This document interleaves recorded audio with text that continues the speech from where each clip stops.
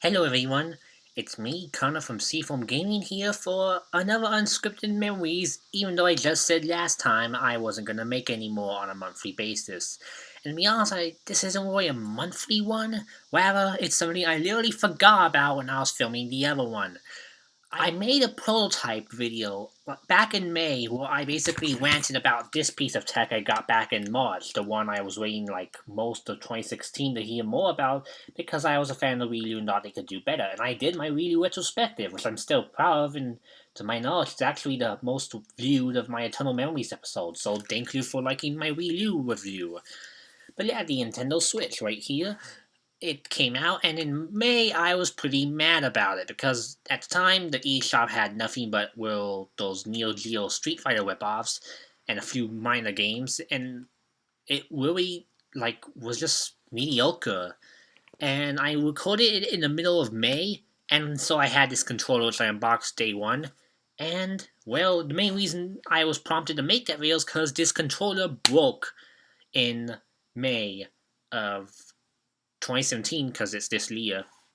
So the controller broke, and how it did so is that whenever I hit left or right on the D-pad, it would lock on to that direction. Like if I tapped this once, it would act like I held down on it. And it was really distracting when I was trying to play games with super duper precision platforming like Sprunker, that Japanese only game where everyone dies by falling 5 pixels. It's funny, you should probably import the demo. But yeah, that game was what made me realize I need something fixed, so I got a new one which fixed it.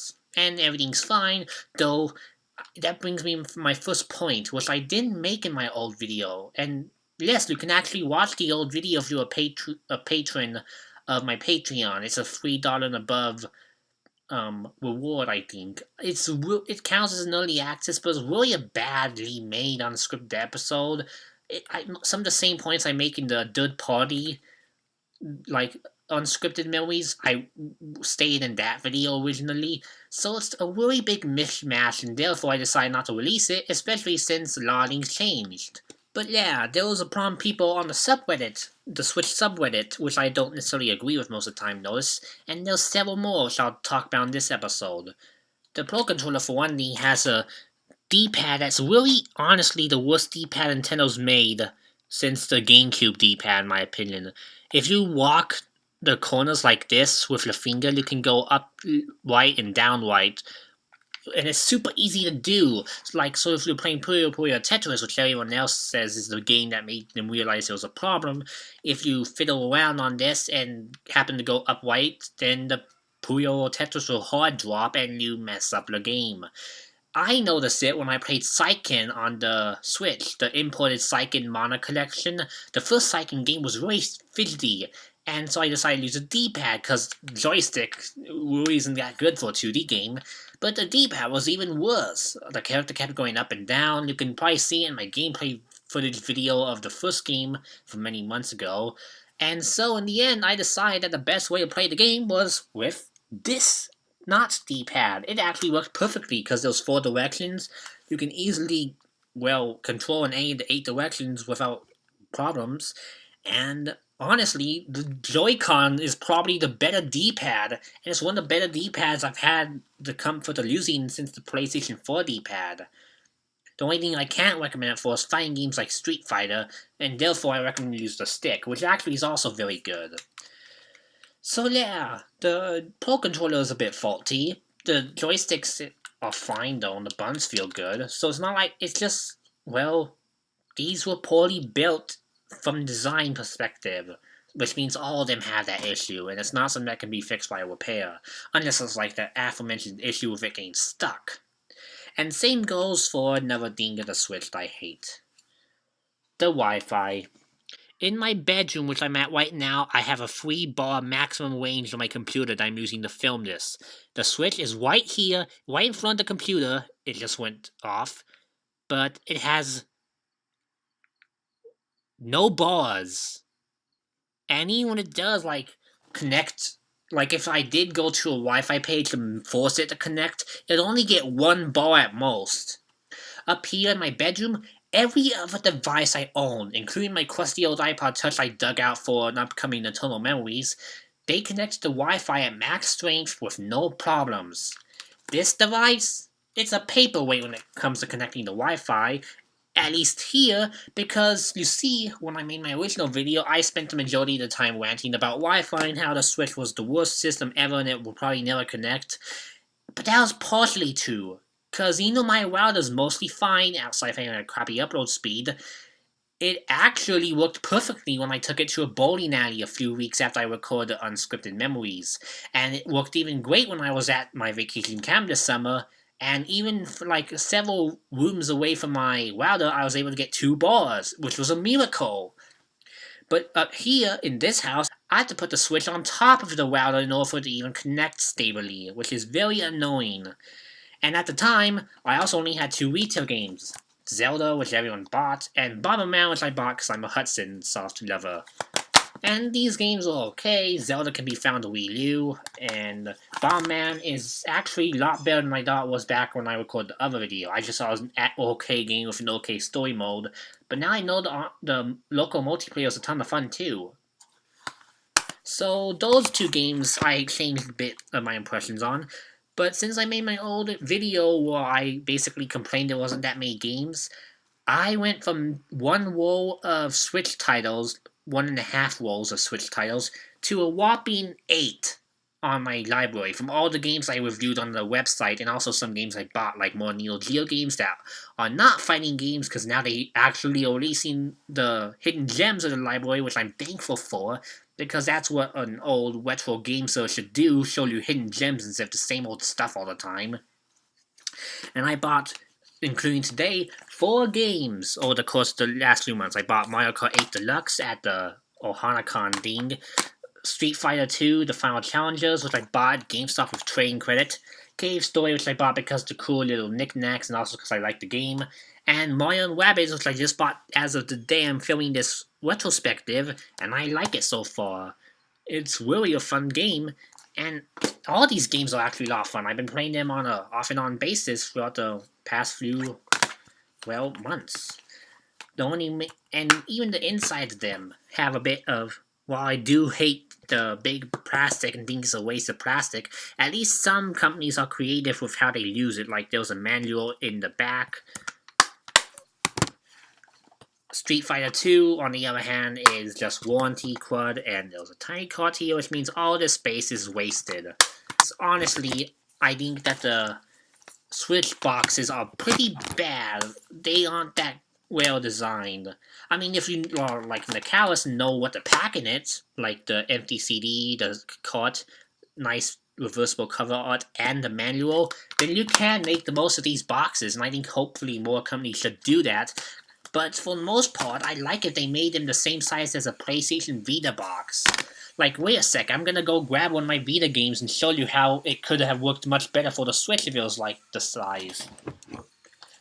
Here we go, Ys 8. I unboxed this like a year ago. Still a great game. I'm reviewing it for the website as of right now, the English version, so I can't say anything, but when you see this video, I can say stuff, so I guess that's the joy of embargo. But anyways, this is a Japanese Vita version of Ys 8. It's a nice compact box, very small. Gives all the info you need on the back in Japanese, and when you open up, there's a manual inside. Fills the entire left side, and the game card, even though the blue background is kind of boring, fits snugly in the middle of the white side, just like it should be. The perfect size for a box, where the game cards are probably the same size as a Switch. I haven't compared them side by side yet. But yeah, it's a nice small card, and the Switch boxes should have done that style. Compare Street Fighter. The game card is white in the bottom, the manual spot's on the white. This left side's never ever used unless it's like fancy dancy reversible cover art. So they could have gone with the old Game Boy Advance box style where you open it up and take stuff out. Or what I think should have been done, they should have made them the same size as the Vita boxes, because if you look at them side by side here, the Switch boxes are just taller than the Vita box. So there's really no point in making it so darn tall.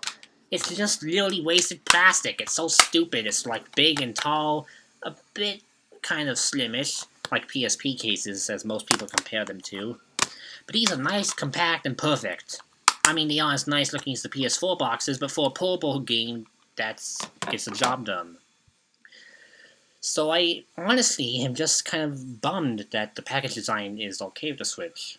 And yeah, I spent 10 minutes of this retrospective of the whole Switch thing talking about Pro Controller problems and the boxes. And online. But now I'm gonna get into the main concerns with the system, which I probably should have gone to in the first place, but hey, Unscripted Memories works like this, and that's why I'm gonna focus on the retrospectives later on.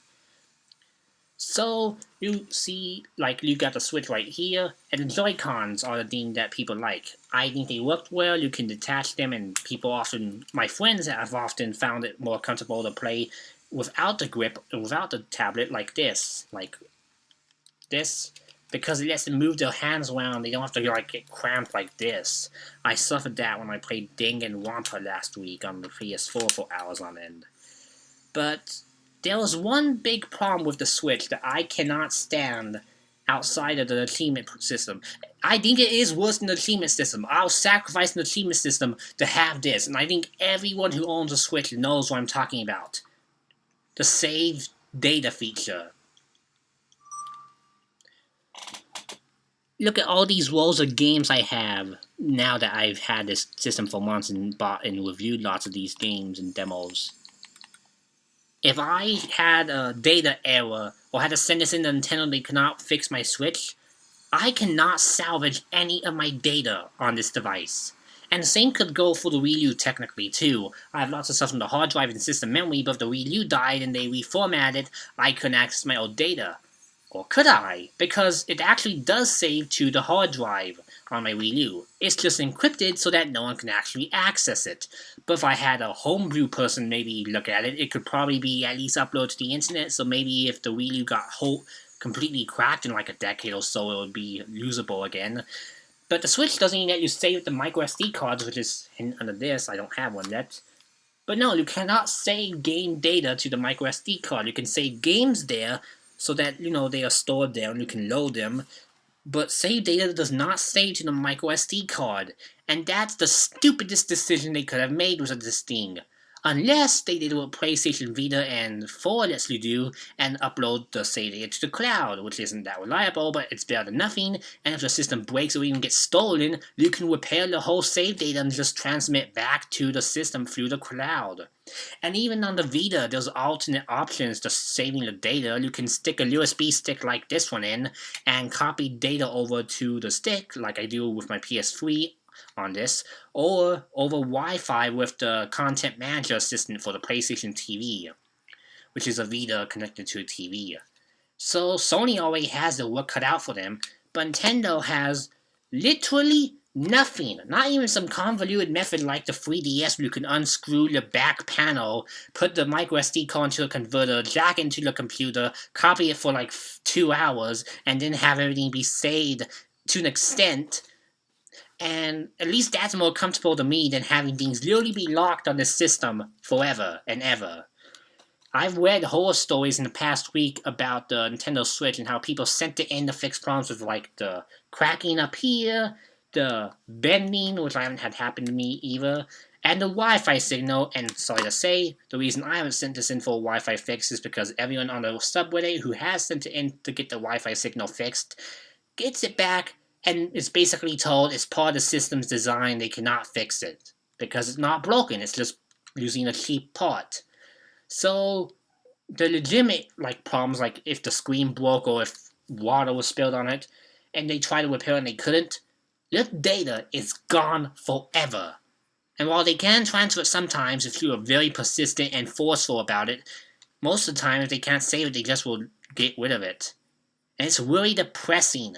Because as a gamer who's basically played for a decade and was used to having his save data stolen from him by a pawn shop, it would anger me more than anything if the Pokemon Switch game that comes out next year allowed me to, let's say it saved all my Pokemon, the Pokemon Bank, which you can do through the cloud. But let's say I did not have Pokemon Bank. I couldn't store it on the cartridge like I do with all my other Pokemon games, which is what I do on the 3DS. I get a cartridge and they are stored on it along with the bank. But no, these cartridges, which do look nice but are kind of puny, you cannot store save data on these at all. It's just not possible. Just like the Vita, you just put it in the system and the save data's in the system memory, and this is just a game so that way it doesn't take up much space. Which basically means that the plastic pieces are mostly worthless. And therefore, again, if you bought Zelda like I did and sent it in for repair, say bye to those 50 hours of running around collecting stupid Korok seeds and shrines, because you have to do it all over again, and in some cases like in the Pokemon game, I would never want to play that game again because I feel like my livelihood has been stripped from me, and it's just it's hard to explain, but if you lost save data like that before, you'll know how it feels. I think anyone who's lost their Pokemon Gold and Silver batteries know pretty much how we've all felt when our teams we worked years to build up and train are just gone because of technical issues. And that's why I worry about it with the Switch. Because honestly, this system is not that great. I mean, I've been rambling, as I always do in these episodes, about why the system's build factor is usually not that great and how the Wi-Fi is awful. But another issue I didn't really mention is the UI. Like all the other Nintendo systems since the GameCube had a simple and nice UI. The Wii had nice channels, Wii U had better channels, and the 3DS and DSi, which actually was a bad UI, the DSi, it had nice little icons and it made noises when you hovered over them. But on the Switch, it's a frickin' tablet with a horizontal singular wall, and the only folder available is one that shows all the software. You can't organize these in folders, you can't do anything, there's no music, there's no anything, there's no, like, happy sounds. No, it's just boring, dull, and lifeless. The only other thing you can do is change it to black background. And while I do like how you can just hit plus and check all this stuff out right away, and game loading is insanely fast, which is, thank God, after the Wii U's load, the personality just kills it for me. Like, all the other Nintendo systems like scream, this is Nintendo you're playing when you open a game or when you just look around the menu. Or in the eShop at least. The Wii Shop channel has a catchy music theme. The Switch eShop has nothing. No catchy music theme, no happy jingles, nothing. It's just generic clicky sounds and a generic layout. It took them months for them to add credit card saving information and a best sellers list, which were already on the other eShops from day one. Well, except the credit card saving bit, that wasn't on the 3DS eShop. But the only thing they add on the Switch eShop, which they did in Japan on the other eShops years ago, just recently, was PayPal, which is something I wanted them to do for Wii U and 3DS. And I'm happy they're at least adding new things to the experience, because PayPal is something everyone uses all over the world, and now you can hook up a PayPal account to your Switch and game with PayPal money, which is very helpful for me since I get PayPal money through Patreon, and I don't have to transfer it to my bank every time now. But that still doesn't stop the issue I'm having with the system, and it's taken 20 stupid minutes for me to get to it, which is why I add a timestamp in the description because I ramble a lot. And I really want everyone to at least hear this main point without hearing anything else. My problem with the Switch is that in October, we thought it'd be the new Wii U. In a good way, not a bad way, sales-wise. We thought it'd be Nintendo being quirky, but also evolving to the next level, having a bit more power, they don't need to be the strongest ever, helping third parties out, and making basically everything that could work out. Even the Wii U with its awful third party situation at least had Nintendo to back it up, and it still felt like a Nintendo system. The Switch, on the other hand, feels empty. Outside of a girl named Amelia on very rare news alerts in the news section, I haven't seen anything on the system outside the hidden me section that shows me that's a Nintendo system, because to me, when I boot up the system and look at the UI, it feels like a generic tablet. And I hate tablets, and I think most gamers do. Which also brings me to my next point. I think this is actually a 3DS successor at the moment. Mario Odyssey is kind of pushing me to think it's kind of a console, but still really not a console. But most of the games that came out so far have been indie ports and Neo Geo ports, and this whole handheld form factor is what I've been used to for most of the months. I've been playing it in handheld mode, And even in I could have the Wi-Fi work while it's in docked mode, I'd still play in handheld mode because I could see stuff better, and it felt like a handheld. It's comfortable to hold, I can just look at stuff, and it's nice to take anywhere on the go. The battery life is not that bad, and with a card charger, you can basically play this forever. Unless you're playing Zelda or something massive like that. So it kind of upsets me that I've been using it a lot like my 3DS instead of the Wii U, which it was supposed to replace. But I don't see Miiverse, I don't see any of the fancy-dancy video apps that the Wii U had, like Amazon Video and Crunchyroll. Those were two of my favorites, they're helpful to use. The Switch only has Nico because Japan first! And it just is... It's just a tablet! That's my main issue with the Switch. It's just a tablet with games. Good games. Games that are great, like Blaster Master Zero. That's my favorite game on the Switch, and I love it to pieces. It's on the 3DS, but the Switch version runs and looks better, and I absolutely love it. So I can love the Switch because the games are good, and I think that's why a lot of people in Japan and all over the world are falling in love with it. But for me, games can only do so much. I like it to have personality. I like it to do other things, like an internet browser, or video apps, or just let me talk to my friends. People have complained about the voice chat and the stupid headset being complicated and pointless, and I agree with them. I personally never use voice chat, but what I do use is text chat. On Miiverse, you could do it with friends on the friends list. On the 3DS, you had Swap Doodle, and even those status messages. On the DSi, you could do pixel chat with local people, but it was better than nothing. The Switch literally has nothing. You cannot chat with the friends on this locally or online in any way, shape, or form. This is unacceptable for any device released in 2017, and that's an end of story discussion. At the bare minimum, I should have the option to communicate through text with my friends on this device if I can add friends on it. And I can't. There was this one guy I knew from DeviantArt way back in the day before I left that hellhole, who was a great friend of mine. I haven't seen him in years. I've seen him play Etrian Odyssey on his 3DS, but now he has a Switch. I added him. He's playing Zelda and Splatoon. Cool, but I don't have Splatoon. And I only have Zelda. But there's no way to communicate. I can't tell him I'm on Seafoam Gaming. I can't tell him I'm on Twitter now. I can't tell him to please message me so we can talk more again. I literally cut off from this friend I've just been reunited with because Nintendo's so stupid and they won't add a damn messaging system to the handheld system. It's just silly, like, with how successful this system is doing, and how amazing it is to see Nintendo back in the fray again with stellar titles, a great Year 1 lineup for first-party retail games. They are making stupid decisions that they didn't do on their other systems, like no cloud saves, no backup feature, no achievements, and even that's minor compared to everything else. Bad Wi-Fi chip, just underpowered hardware compared to the competition, to the point that some companies just can't get their games ported properly. And speaking of ports, the ones that do want it ported, like the Hat in Time developers, they can't port the Switch because Nintendo won't give them a dev kit. That's mostly Nintendo of America and Europe's fault, but that's just inexcusable treatment for third parties. If you want good games in the system, and while there are a lot coming soon, it's better to just let the developers who can make good games and prove they can make good games, let them buy a dev kit so they can work on the game and release it on their hardware for more people to enjoy. I know lots of people who would buy Hat in Time in an instant. I know lots of people who would buy lots of indie games from Steam that are obscure but good in an instant because they'll be on the console and more people will be aware of them, and therefore lots of people would like them.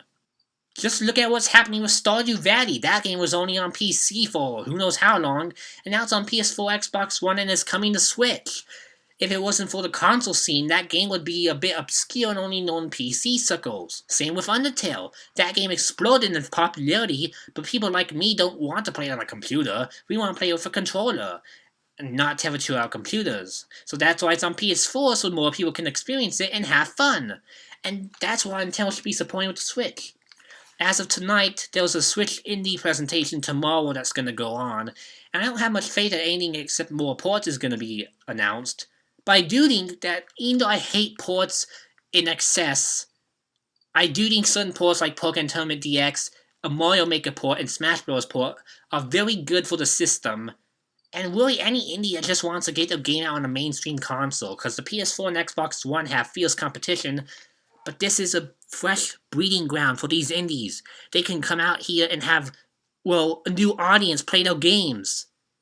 But Nintendo just won't let them. They didn't let Night Trap come to the system, and even though Nintendo said way back in the day they wouldn't allow it, I mean, things have obviously changed, I hope.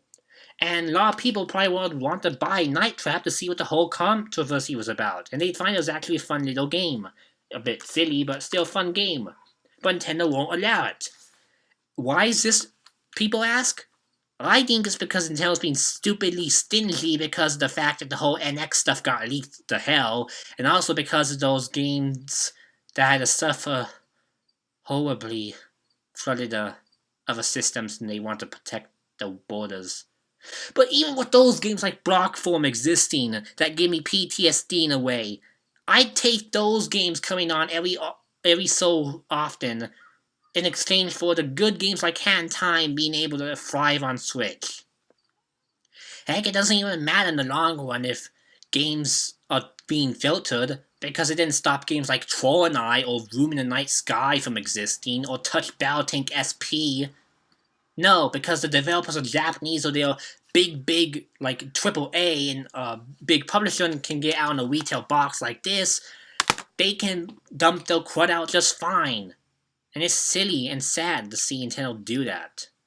So yeah, while I have enjoyed my games that I can enjoy, like Blastmaster Zero and the new Mario Rabbids, Pokken and Mario Odyssey and all the stuff that's coming out, the games feel more like they had more effort put into them than in the system itself. The system just feels like a machine meant to play the games, nothing else. When in today's society, they can do so much more, and options don't really hurt. I'm not asking for people to do stupid things like put whole movies on cartridges and let you play them like on the PSP, but at least give us streaming services, at least have, a chat system, and heck, people are already begging for good voice chat, so why isn't Nintendo really delivering? This is the most rambly and probably loud episode of Unscripted Memories yet, and it's kind of hard for me to deny that, because I don't know, I don't want to seem like a Switch hater because a lot of people mock them, but people do have legitimate points about this thing. It lacks personality, it's a tablet, doesn't have much to offer, no virtual console even for old Nintendo fans who want to play their old games and make this an all-in-one gaming machine. Like, it just is lacking. The good games are kind of coming out, the eShop drought is finally over, but when 2018 hits and Nintendo Online makes us pay for the online service that barely works due to the Wi-Fi chip, will people even want to pay for it? I don't think I will unless they offer ultra-exclusive import games or something like that. So yeah, I need a drink of water. But those are my very rambly thoughts on the Switch 6 months from launch. And I mostly talked about all the problems with it, and some of the good things. But really, that's just what I can think of the Switch right now. So if you only watched from the point I pointed out in the description, I think you should either watch the other video on third parties I made a while ago, or the beginning of this video, or both, so you can get my whole thoughts on the system. I think the games are fantastic if developers are allowed to make them, like Blaster Master Zero, Mario and Rabbids, and Zelda, and Mario Kart, and Flip Wars. That game lacks content. It's still more on Splatoon 2. But all these great games are on Switch, and I'm still going to review them for developers and give my honest feedback, and maybe find more hidden gems for you guys on my website. I just don't think the system itself should have been made the way it is. This seems like a 3DS successor with a TV out at the bottom. It should have been something much more, and while I do think the idea of potentially bringing console games like Zelda and Mario on the go is a great idea, I think the novelty is going to wear off very quick, especially when competitors make their own Switch clones that can play big blockbuster games on the go. And if Sony makes a portable PlayStation 4, well, you can say goodbye to Nintendo game that good third-party support, because people like me will switch over to that system, except for the Nintendo games and exclusives that'll be on this system. Then again, the Vita's like a portable PS3, but that didn't do well, so who's to say the portable, past Wii U won't fail after a year of doing well. I don't think the sales are going to slow down, but the third-party situation doesn't improve, or if Nintendo's so stingy and the UI doesn't improve, I don't think people will do much outside play a new Nintendo game or the new exclusive. So yeah, I've rambled around, probably sound like an idiot, and may get dislikes, but what the hell, it's my opinion, you are free to disagree. I'm just not impressed by the Switch. I hoped for this to be a magical system, one I'd play more than my Wii U every day with lots of old Virtual Console games, lots of new exclusives, and I've only had like 6 retail games, the same amount as my 3DS at the same amount of time passed. And even on that, I had lots of Virtual Console games. But now I have lots of eShop indies and no Virtual Console games. And so far, only a couple of those indies are stellar and worth buying on the Switch and nothing else. Because most of these indies are on other systems. So yeah, that's a really rambling unscripted memories. And I say, bye.